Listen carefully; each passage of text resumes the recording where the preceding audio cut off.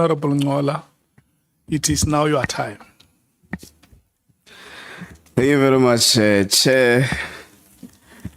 Chair, can also attest that Mr. Nqola is alive and kicking, busy organizing horse racing events there, down there, it's all. I can give you his number so that you video call him through the lunchtime. But do you know if there is other citizen using the same names? No, Chair, there's only one Nqola who's a former speaker from Tsolo. There's only one person who was ambushed, but he was not killed. It is true that he was ambushed, but he was not killed. So there's a difference in the two. Okay, let me leave that, Chair. Minister, let's start with the audio that was played as part of your evidence. Firstly, I was concerned of Chair that the minister advised Mr. Nkabinde to record General Mkhwanazi without the consent or knowledge of General Mkhwanazi. So I thought it would be important that we consult some necessary and relevant legal prescripts in that regard. But I also saw that actually the RICA Act does allow one to record a communication if they are part of. So it gives two instances, two conditions, Chair, that if that person is part of that conversation and that person is not using that to commit a criminal offense. So I was quite worried, Mkhwanazi.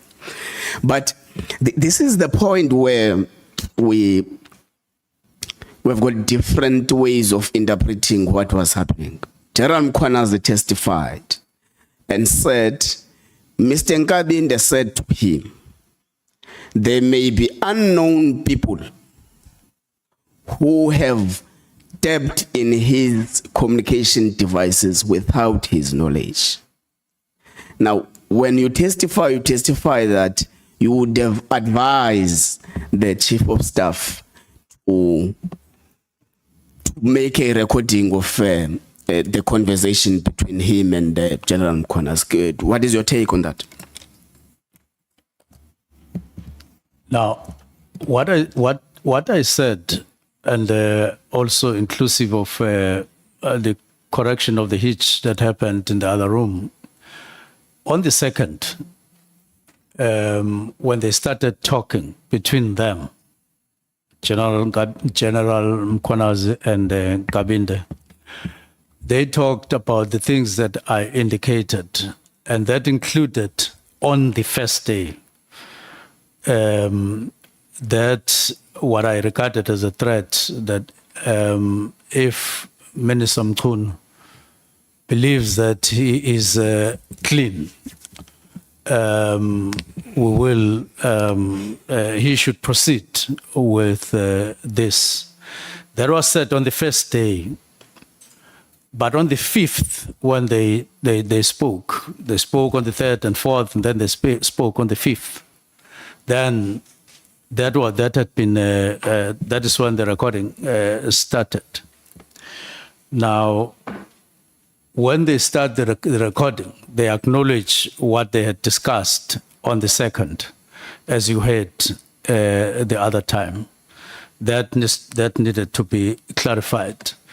Yes, they did speak about a supposedly screenshot conversation between them, but they themselves say they didn't know how that came about, but it had omission of things that they thought anyone who would have recorded them would have included them, but excluded some of those things.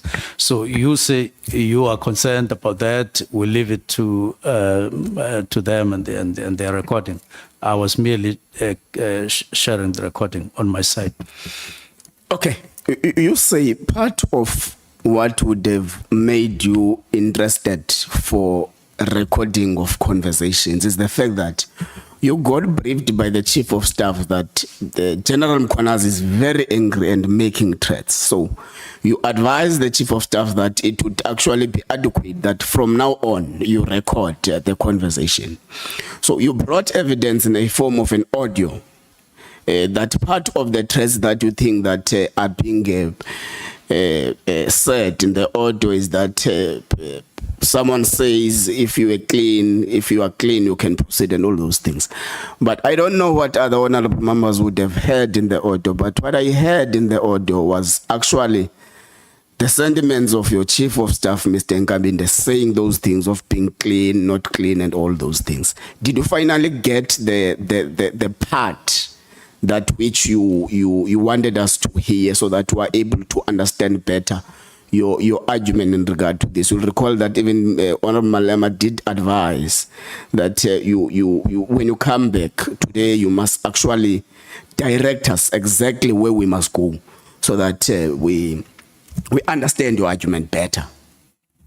The part that I was interested in was where such a statement was being made between them and then recorded.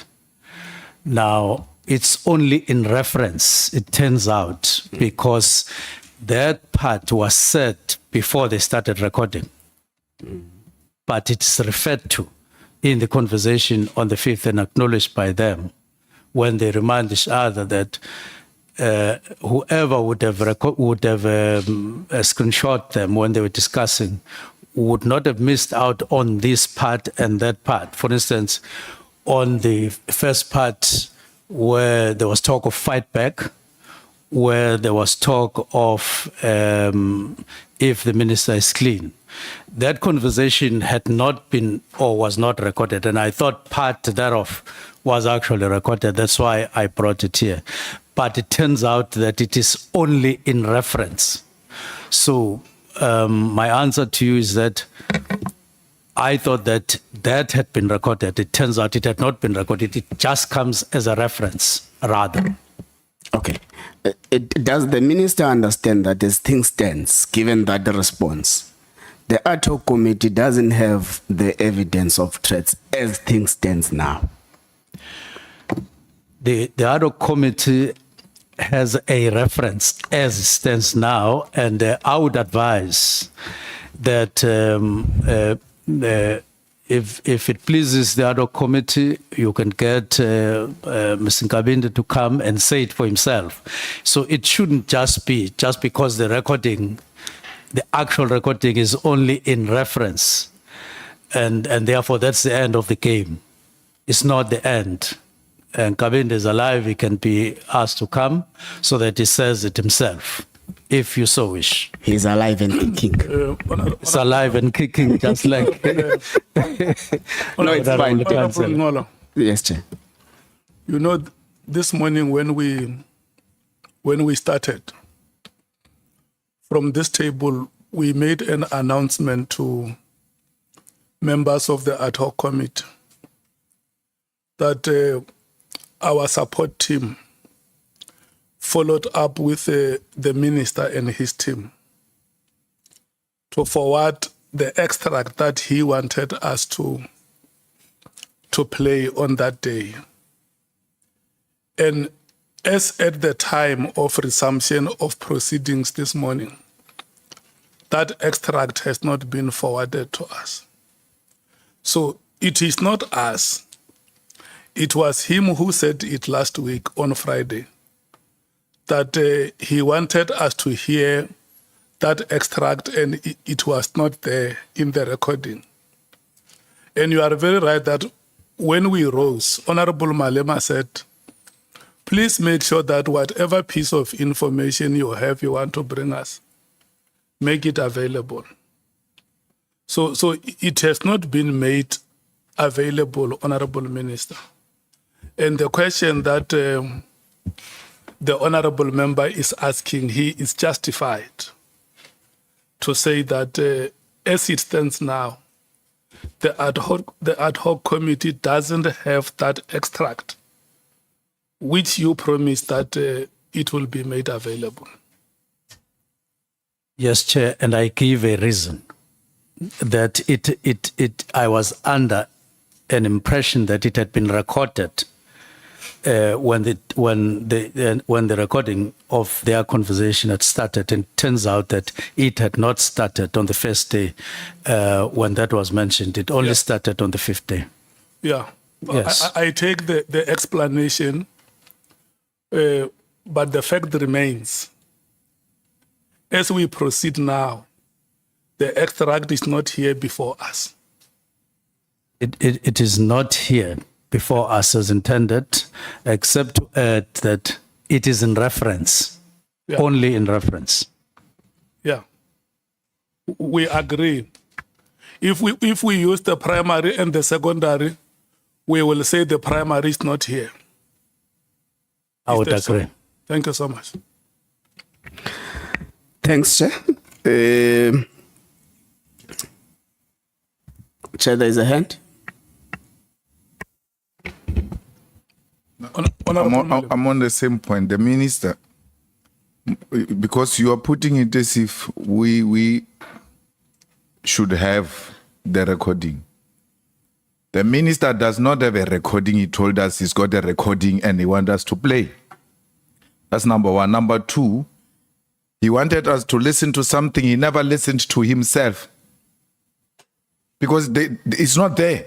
And that's what you should be asking the minister. Not that where we are now, we don't have a recording. That recording doesn't exist. Let's agree there that there was no such a recording where Mkhwanazi was threatening the minister. And that's why I was interested that he must bring that thing here, because we want to hear for real if minister was threatened. Minister comes, that thing is not here, and then we speak in different languages. We must put it on record that the minister doesn't have that recording, and therefore that recording doesn't exist. You are absolutely correct, Honorable Member. And that is how we are proceeding. That is understood, Honorable Minister. We are proceeding from that premise that the evidence that you promised has not been presented before the ad hoc committee. Again, yes, I've said so. Thank you so much. Honorable Nqola, you may proceed.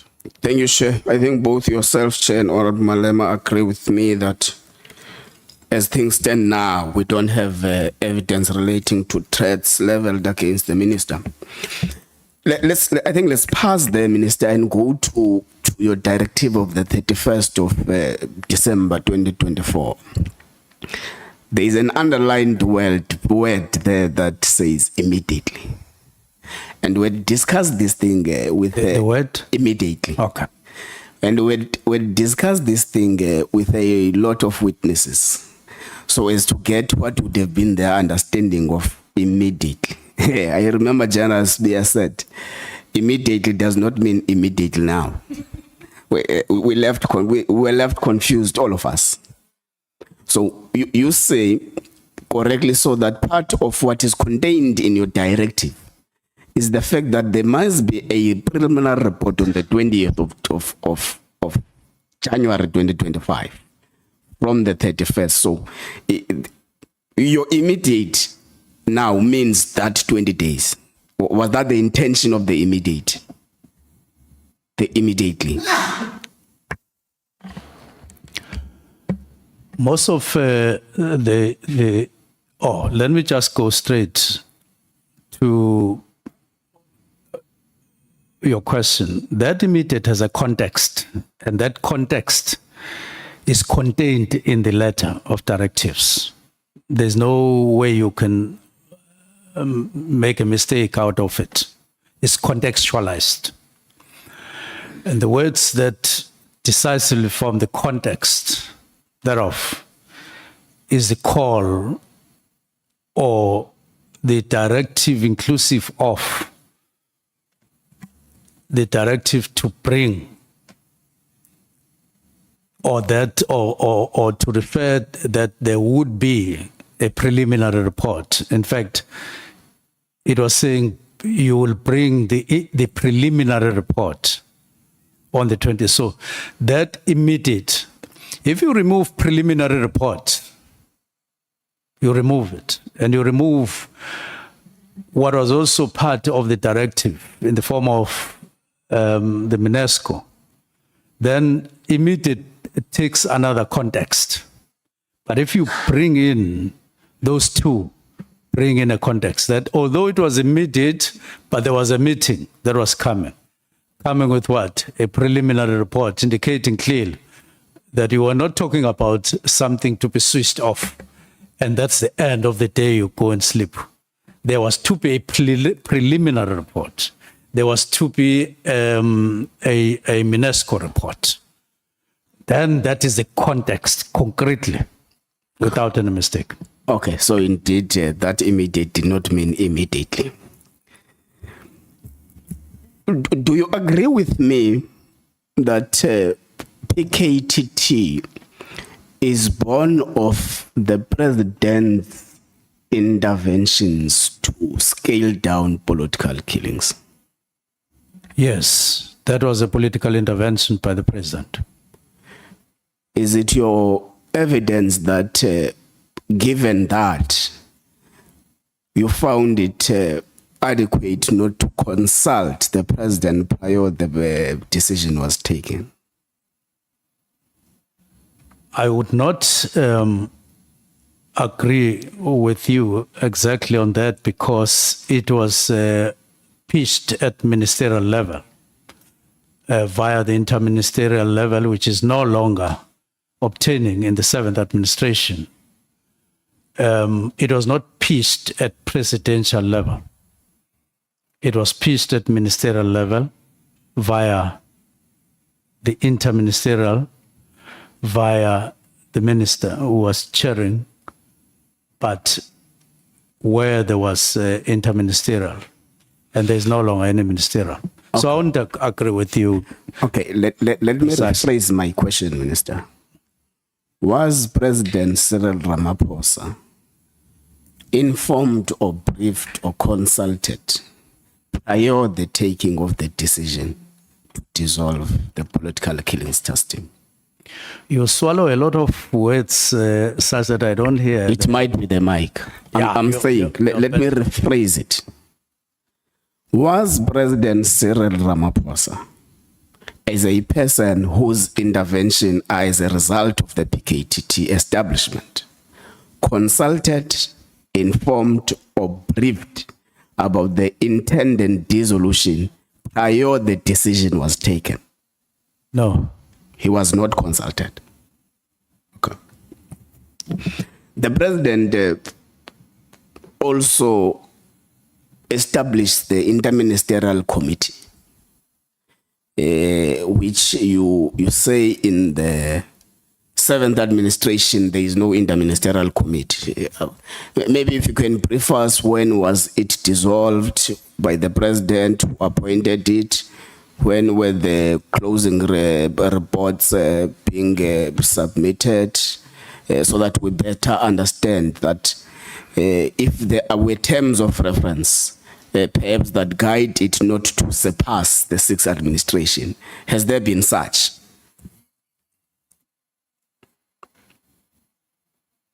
What's the question? I'm saying the question is, you say the interministerial committee is non-existent in the 7th administration. So I'm saying, did the person who appointed the interministerial committee dissolve the interministerial committee? 2. When were the closing reports of the IMC submitted to the president so as to seal the closing of the IMC? 3.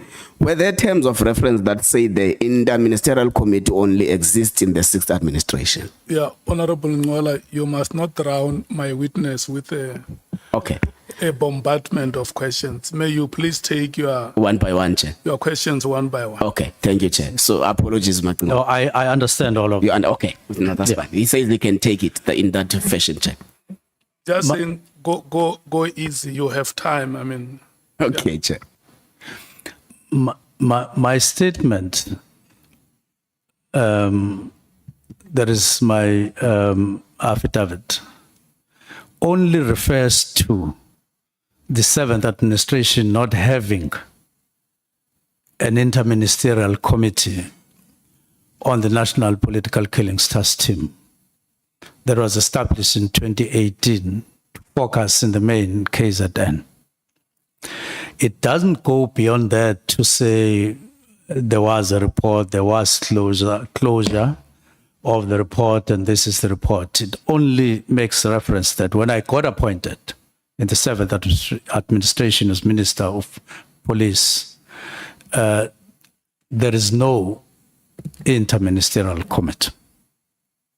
Is it the evidence of the minister that only the PKTT was carried over from the 6th administration to the 7th administration, not the IMC?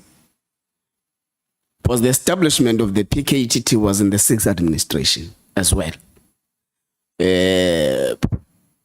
So it was carried over to the 7th administration.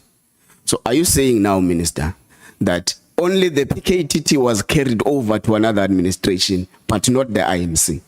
I'm not saying so. That's why I indicate that it worries me to a point where I believe that there's something illegal about PKTT as it stands now, because it was renewed or extended annually up to 2022. So that is the state of my mind as I talk to you and now, that the PKTT was established and got extended annually, and the interministerial doesn't exist in the 7th administration. Okay. In fact, it was established in the 5th administration, 2018. The 6th administration started in 2019. Then the 7th administration started in 2024. So it was carried over 3 successive terms. Now, that's why we don't understand it when the minister says, then therefore the interministerial committee is non-existent. But it's fine. Let's pass that part. What then becomes the status of the political killings task team now? Currently. Well, that's a question that I would rather not respond to, because I'm not in office. I'm on leave, as you're aware. Chair, we have had witnesses who testified differently on the status of the PKTT in respect of the letter written by the minister. Was the reason we're talking about the status of the PKTT is on the basis of the letter written by the minister. Now, from the 31st of December 2024 to the 20th of January, where a report was supposed to have been submitted, 2 months later when you were taken to leave, are you saying you are unable to tell this committee that the status of the PKTT now is this and that? Because the evidence by General Mkhwanazi is that the PKTT is alive and kicking. The evidence by General Masemola is that the PKTT is alive and kicking. The evidence by Sibiya is that the PKTT is operating illegally somewhere in a corner. Yeah, Sibiya is also General Sibiya, yes, sorry, Chair. The evidence from General Sibiya is that PKTT has got a very questionable status now. And all these testimonies, Minister, come from the letter authored by you on the 31st of December. So we thought it is important that we get an information to ask from the author of the letter what then becomes the status of the PKTT now, because we are receiving contradicting statements about it. I understand. I wrote the directives. The directives were responded to by the National Commissioner in the main, proposing or suggesting that it should be on the winding up it should be on a phased approach. And it details that phased approach in a number of platforms, including on the 5th, including on the 6th. And then the process of winding out is then underway. While it is under discussion, as would have been intended by the preliminary report and the report at UNESCO, then there's a press briefing on the 6th, and then there's a commission as we speak. So what is there at the moment? I can't see the witness. You can proceed with this. What is there at the moment in terms of my response to you is that there's a process of a discussion which has not been completed while PKTT continues to operate. Okay, that answer is quite satisfying. Now, Section 206, subsection 1 of the Constitution accords you powers and relates in respect of the service, and it gives us two major obligations that you have. The first of which is being responsible for the policing policy.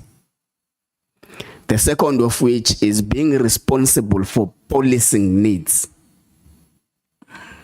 So, would you say the directives of the 31st qualify to be policing policy, or they are just policing needs? Or they qualify to be what? Second one? Policing needs. Section 206 speaks about policing policy and policing needs.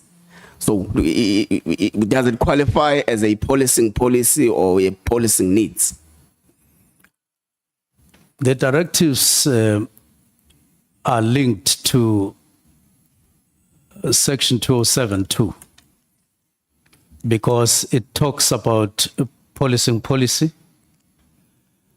And of course, in 6, there's also policing needs, but in 207(2), there's also the issue of directives. In other words, the Constitution talks about policing policy, but it talks about directives as well. Stand on their own as part of the duties or powers, if you like, of a minister.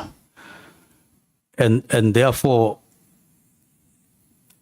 it was part of the powers that can be exercised by a minister while in office, not necessarily falling within policy or policing needs, because all of them are written on their own.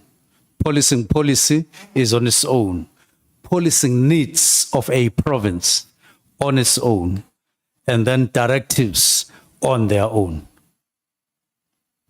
Okay, that's fine. That's my understanding. So the letter is written on the spirit of 2072, not 2061. No, but I would say in practice, you can't then separate to a point of creating Chinese walls on policing policy and needs of a province. Neither can you build a Chinese wall between the two and the directives. In operationally, they are not necessarily mutually exclusive, as it were.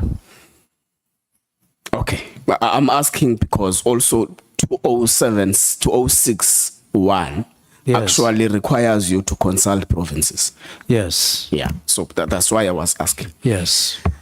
You also, as part of your evidence, presented to that committee a new organogram that is meant to restructure the organizational design, architecture, and all those things. When was it adopted? It was adopted in 2019. It was adopted in 2019, not in 2025. Pardon? Not in 2025.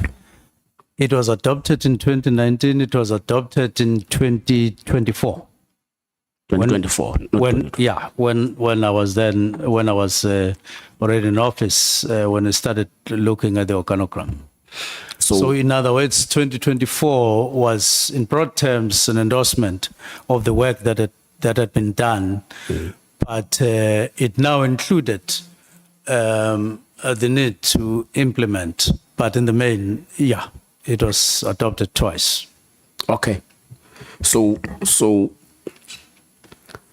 the restructuring of the task teams, including the PKTT, stems from the adopted organogram Of 2019. of 2019. Do task teams really or normally get to be part of an organizational structure, or they are just temporal arrangement? Not at all. They are temporal arrangements. And in the case of National Political Killings Task Team, it's regarded as a task team, which is also referred to as a project. It's time-bound. That's why after 6 months of its existence, it was assessed and it was extended. And then extended up until 2022. It's because it is understood and actually a practice. The task teams are task-orientated. In other words, they are created for a particular task, and there's time.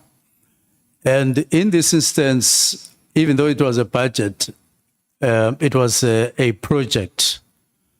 There's not dedicated a budget, as it were. It takes from the budget that is already allocated, and you allocate it for that particular period and for those activities. Yes, it was like that. So they are naturally not part of an organizational structure because they are project-based. Not part of the organizational structure. Then why does the minister use the adopted organogram as a basis for the dissolution of a task team that does not form part of that organizational structure? It is precisely because when the structure was reviewed, it was reviewed with conscious understanding that you are entering an era of specialized units in SAPS to make sure that you are able to run an effective policing or effective policing in South Africa.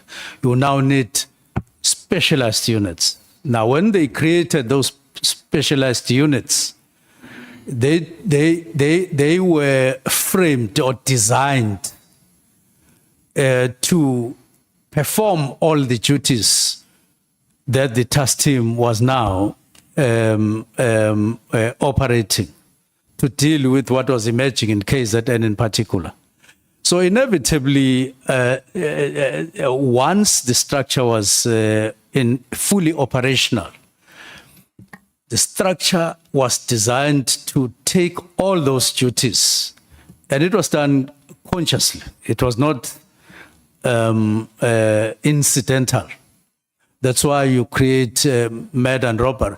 That's why in the report of the National Commissioner on the 5th and on the 6th, it is specifically mentioned that once the National Political Killings Task Team has been phased out, their duties would be specifically taken over by these units that have now been created. So that is where the correlation means. So if you keep it, you keep National Political Killings Task Team, when this structure is now fully functional, as was intended and also intended now in 2024, signed in 2025, you will be doing more than duplication. And the problem that you are creating is the use of resources, which doesn't take into consideration that you're overstretched, but you have challenges for which you need a lot of money. You rather optimize on the money that you have and then be effective on the ground. That is the intention. That's where the correlation is. Okay. In your directives of the 31st, amongst other reasons why you decided for the dissolution of the PKTT is that you do not think that it adds value anymore.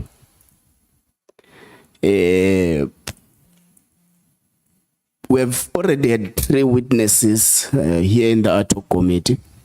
The first was General Mkhwanazi. He has got a complete different view from that sentiment in your letter. The second one was General Semula. He also has testified and has a complete different view from what you have averred in your letter. The third one was General Spear. General Spear actually was the one who explained more to us that these are now the political killings trends in South Africa.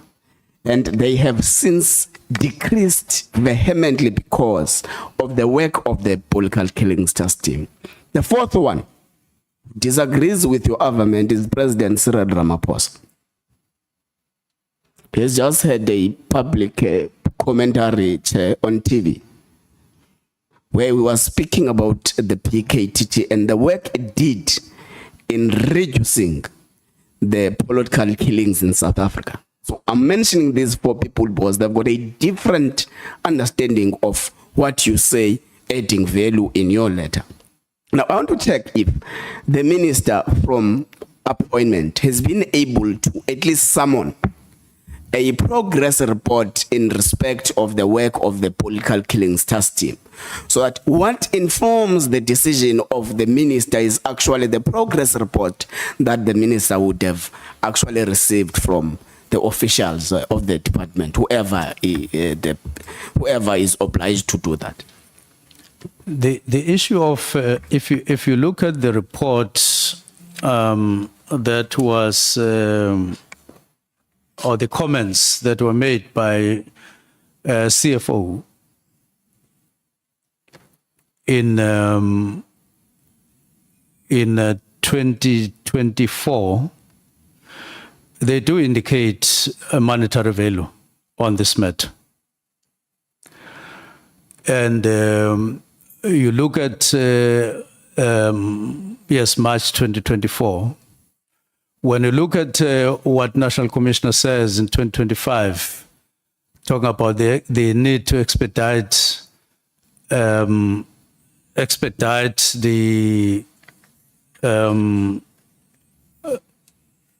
the implementation now, because we're talking about implementation, it points to that. Now, on the differences, now, there's no problem with people airing their views and so on. But the fact that you cannot dispute, one is that from 2023, there's been substantial decrease of political killings. That is in the main in KZN. To a point where 2024, you speak about 7. In March 2025, you speak about 1. That's a decrease. But what is happening on the side of the budget is different. It's not in line. And it's all because you haven't done the justification for existence in terms of assessment. To say, let us review just like you were doing up to 2022. You're now talking about the budget. You're now talking about the budget. But the actual role is no longer as it was. The contribution, yes, that it has been a factor contributing to the decrease. No one is disputing that. But equally, it can't be disputed that the decrease, which was envisaged, together with other factors, because that's not the only factor. If you look at the climate general, even in KZN, it has changed substantially. Starting in 1996, 1994, when government no longer contributed in causing conflict among parties and people, and fighting people who are wanting democracy when it wanted to maintain the status quo. Immediately, democracy came in and led by the new government. The situation changed, and then there was gradually a decrease, then increasing in 2018, up to 2021, you see increase in numbers. And numbers are supposed to inform you more than any other thing. So they start decreasing in 2023. Now it says to you, you are controlling resources. You have a say in the resources of SAPS. And there are flare-ups in other parts of the country, substantial flare-ups, murders. And in fact, even in KZN, murders are outside of political killings, are up in figures. But you ignore that in your analysis of allocation of resources. You say the team must continue. Even though you have a structure which you must be implementing, even though organized crime, taxi-related violence, and personal matters are continuing and increasing, characterizing matters in KZN as being very high and among the 4 leading provinces in the country. But you continue as if all those things are not happening on the side. You couldn't do that. You had to adjust through assessments what is happening and adjust accordingly. Now, so the decrease is real, and then those differences that you are talking about are part of the process as intended, wind down so that we finally get to that level. Because what is happening, in my view, is no longer directed by needs of the budget. It's not taking into consideration that things have since changed. As I indicated earlier on, if you look at the much spoken about cases in Gauteng, they are being handled successfully. They are being handled successfully. Yes, the team has intervened, or it has been drafted in the form of 10 people. But it doesn't mean that those 3 cases were not handled properly or in any way problematic by organized unit in Gauteng, which is a clear indication that your organized units all over the country, which you need all over the country, can work. And they need reinforcement. They need to be empowered, just like in the Western Cape. So that is, I would want, in other words, I am arguing for a look at a number of factors at the same time, not just a national political killings task team in isolation. In fact, I could even go to the extent that if the intention of the minister is as alleged on the 6th of July to protect some criminal syndicates, one unit that you would have targeted is organized crime in Gauteng, who are handling the dockets, handling the cases, who are doing that with the National Political Killings Task Team only assisting. That is reality. That is factual. So we shouldn't isolate the National Political Killings Task Team, and then from any other thing that is happening. We should look at all these matters together. So is it the evidence of the minister that the not adding value part in the directives was solely looking at the available resources?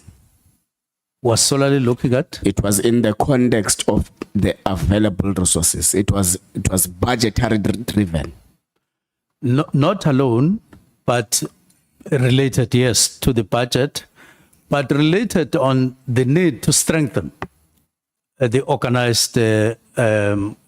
organized crime units, which we saw it. But other areas of budget, like I indicated, to deal with ministerial priorities like technology, like vehicles and so on, there's an outcry.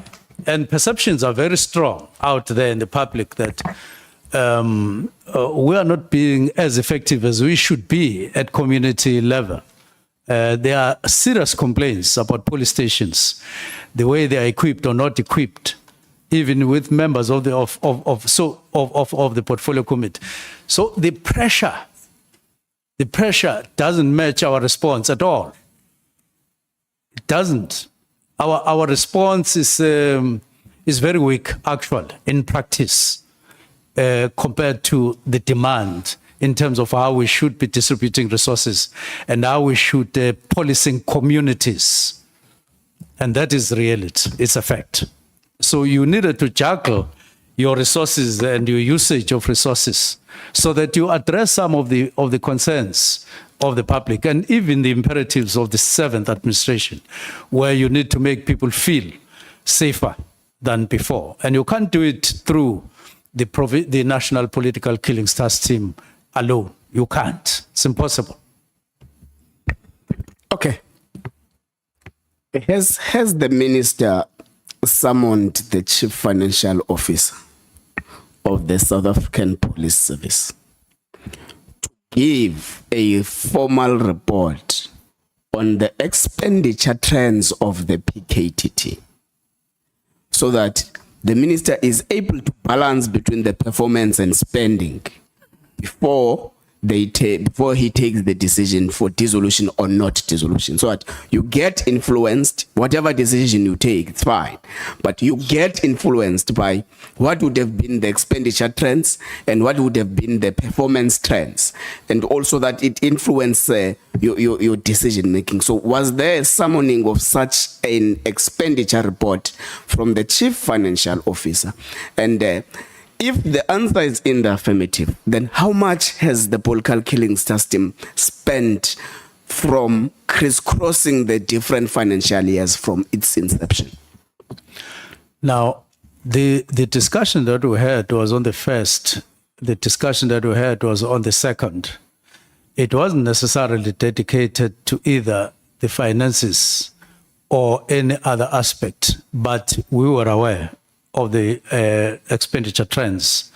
I became aware of the expenditure trends before the 31st. Now, if you look at that, I didn't even want to venture into those specific matters, but the impression that, or what word did I use? The observation that I made was that you would no longer comfortably spend these amounts on accommodation, spend these amounts on vehicles, spend these amounts on other related activities like S&T and related matters, on the task team, that is the National Political Killings Task Team, spend so much even on accommodation, when in fact you are not spending something similar on organized crime, even in KZN, serious and violent crimes, even in KZN.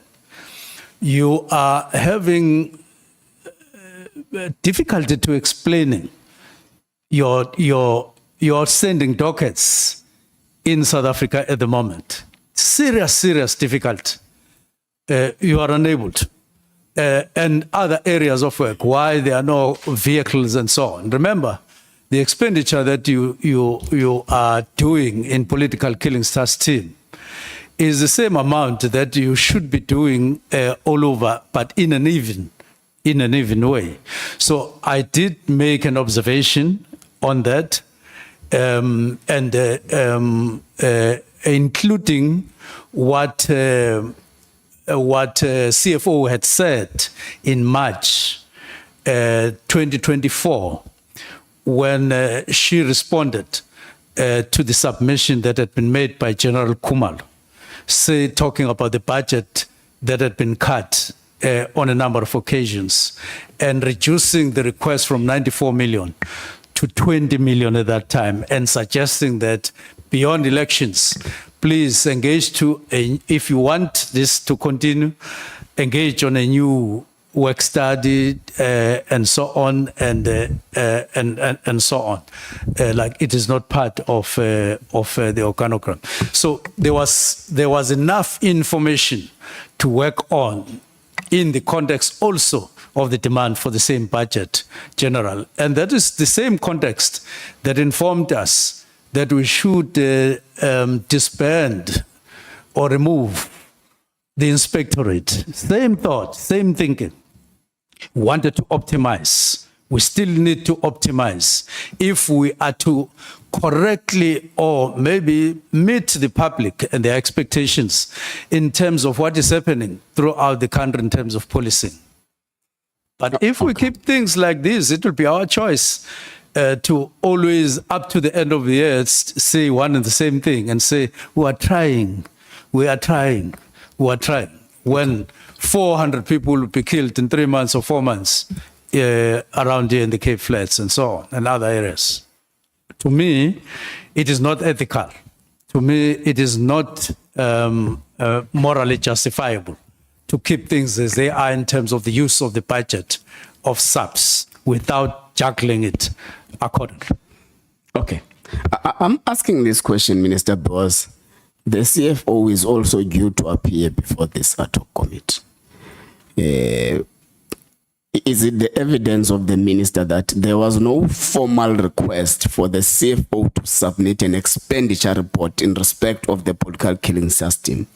The minister and the team just made an assessment throughout the work that they were doing since July 2024. Based on information that was available, as I have indicated. So you confirm that the CFO was not instructed to do an expenditure report? The CFO did make written comments.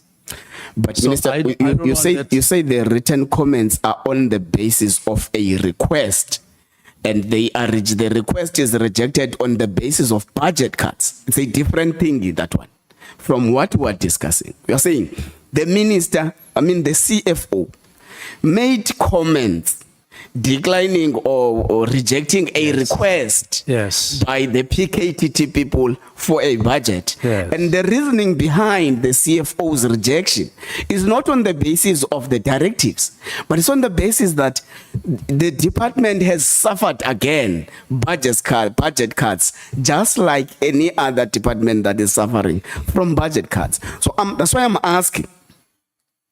What I'm asking is different from the response from what was requested. What I'm asking is that, is it confirmed by the minister here in this meeting that the CFO was never directed to submit an expenditure report of the political killings testing? Now, you're asking a question. I am responding. And I would want to respectfully suggest that I be allowed to respond the way I need to, just like you ask the question the way you need to. So my response is that I considered a number of issues in relation to the budget, overall budget of SAPS, and the constraints that we are experiencing. Two, I consider the demands on the budget around particular specific areas, by the way, including even the forensic labs that we don't have. I considered all those matters. The fact that Treasury is not in a position to give you more money as you would have loved. And that includes even the numbers of subs that we have instead of those that we should. So all of those matters. The budget that is allocated to PKTT in relation to the tasks that they are supposed to perform and the value thereof when you compare. So I took those into consideration, but the figures were there. Now, I then conclude, so I don't want an impression to be created that when I wrote, I only had one factor and so on. But out of all those things, then wrote the letter. Now, I'm giving you the context. But if you then ask me a narrowed question that says, before you wrote the letter on the 31st of December, did you call the CFO? I would say no, I didn't call her. But all the facts were in front of me, including on her comments herself in March, and all other factors like what was it designed for and how it happened. Thank you. I think that will be enough. That will be satisfactory. So, has the PKTT been budgeted for the financial year 2025-2026, which started on the 1st of April 2025?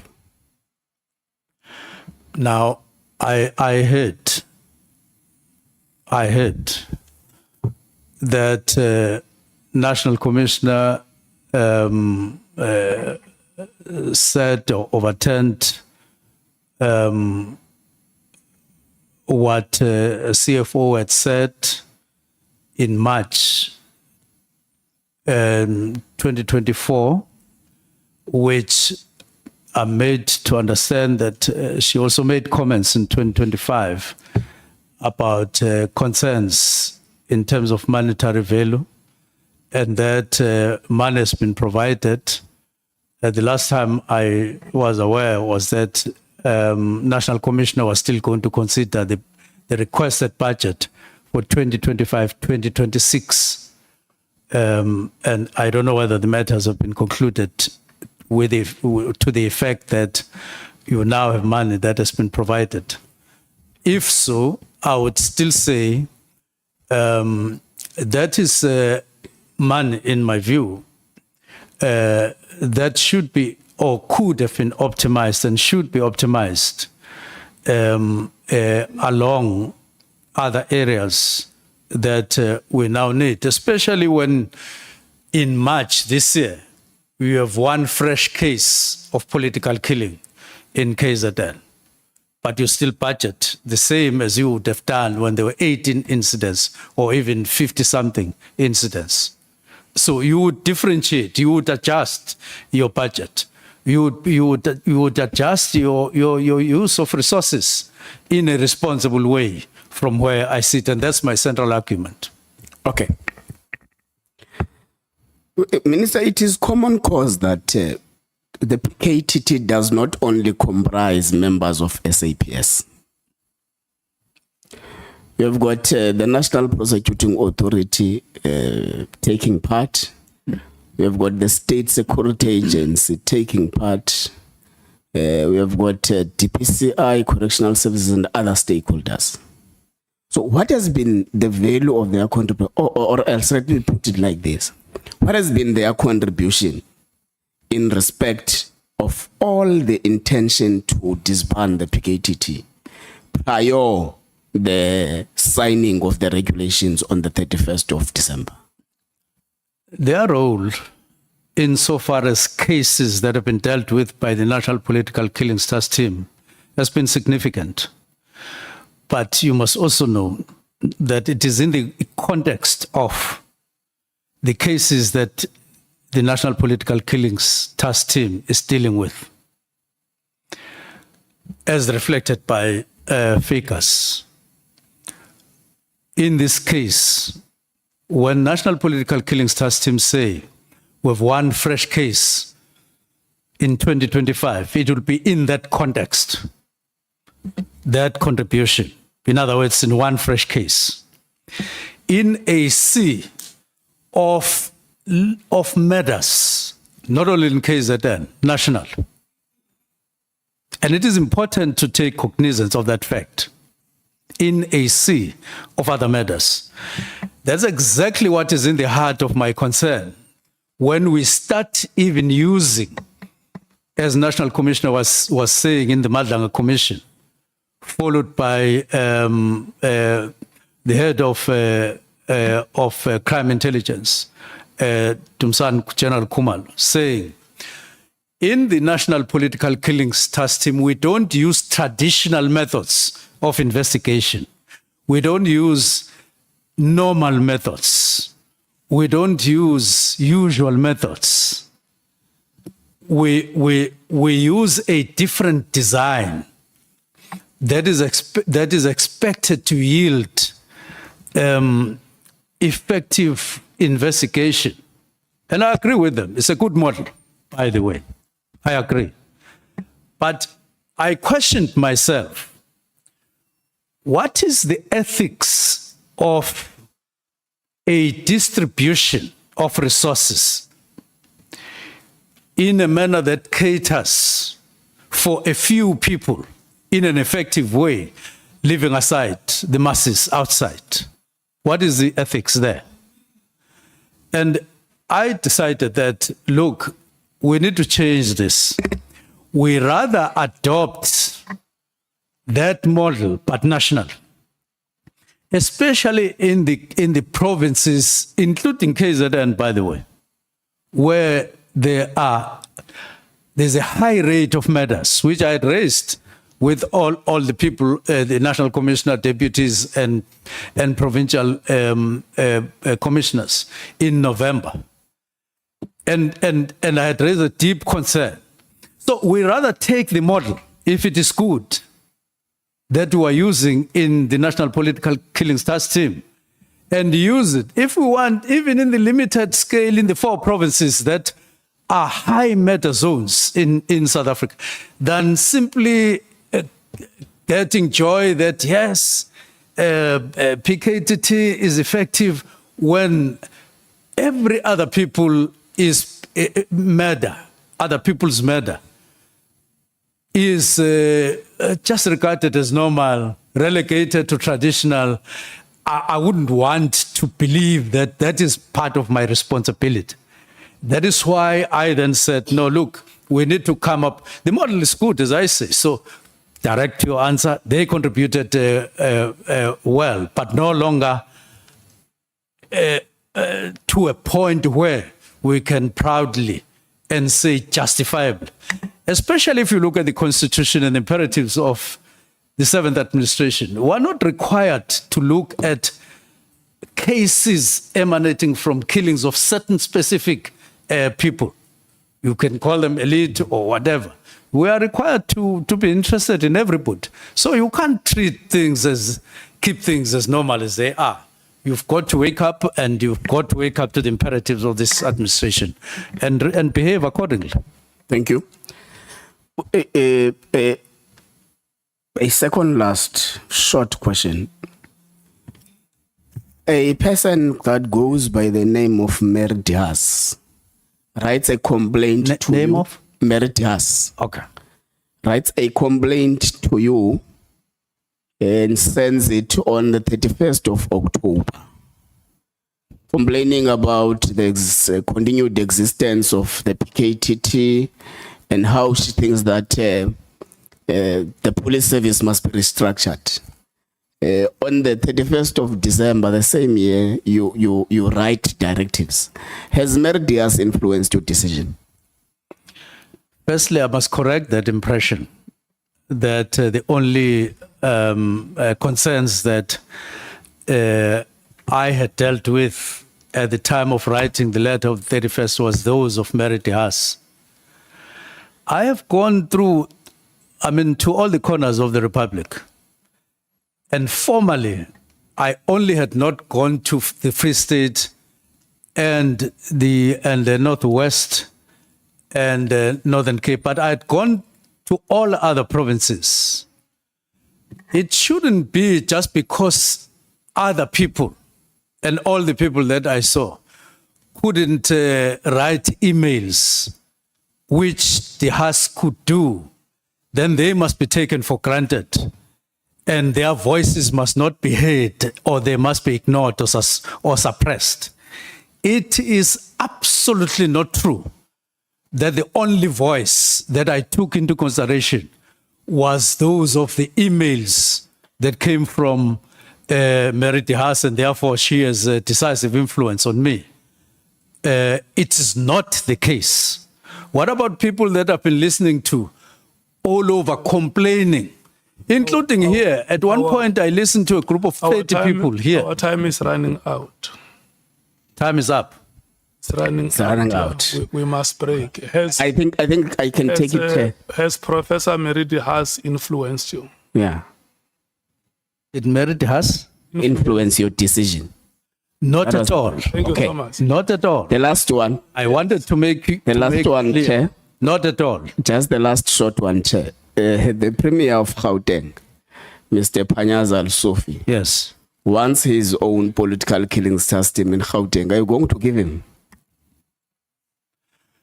Now, I've heard that through the media, but it's a case of the need for engagement because of the experience practically that we've acquired.